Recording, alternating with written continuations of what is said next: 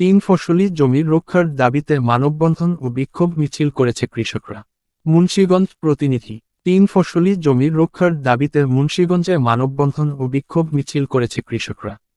মঙ্গলবার সকাল 10টা থেকে দুপুর 12টা পর্যন্ত 2 ঘণ্টা ব্যাপী জেলার সিরাজদিখান উপজেলার ঢাকা-দোহার সড়কের খারসুর বাজার এলাকায় এই মানববন্ধন ও বিক্ষোভ মিছিল কর্মসূচি পালিত হয়। এতে বিগত হাসিনা সরকার কর্তৃক মুদ্রণ শিল্প পার্কের নামে খরসুর মৌজার মালিকানাধীন 3 ফসলি কৃষি জমি অধিগ্রহণের বিরুদ্ধে তারা এসব কর্মসূচি পালন করে। এতে প্রায় 10টি গ্রামের 5 শতাধিক কৃষক ছাড়াও সর্বস্তরের সহস্রাধিক নারী পুরুষ উপস্থিত ছিলেন।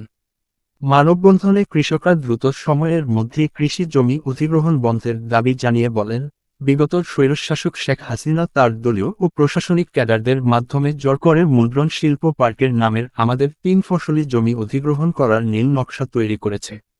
ইতিমধ্যে 100 একর জমি অধিগ্রহণ বিষয়ে কৃষকদের 2টি চিঠি প্রেরণ করেছে।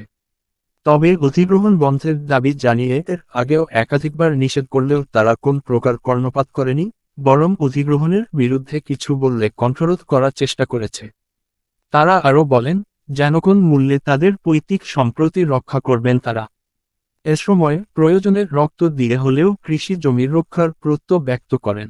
শিল্প কল কারখানার নামে জমি অধিগ্রহণ প্রতিরোধ বিষয়ক আহ্বায়ক কমিটির আহ্বায়ক মোহাম্মদ মাসুদ রানা বিপ্লব বলেন, এখানে যাদের জমি নেই সেসব দালালরা দালালি করে আমাদের 3 ফসলি জমি অধিগ্রহণের নামে দখল করার চেষ্টা করছে। আমরা বারবার বাধা দিলেও তারা অধিগ্রহণ কর্মকাণ্ড বন্ধ করছে না। এ সময় তিনি হুঁশিয়ারি দিয়ে আরও বলেন, দ্রুত সময়ের মধ্যে জমি অধিগ্রহণ বন্ধ না হলে আরও কঠোর আন্দোলনের ডাক দেয়া হবে বলেও তিনি জানান। আলোকিত টিভি ঢাকা।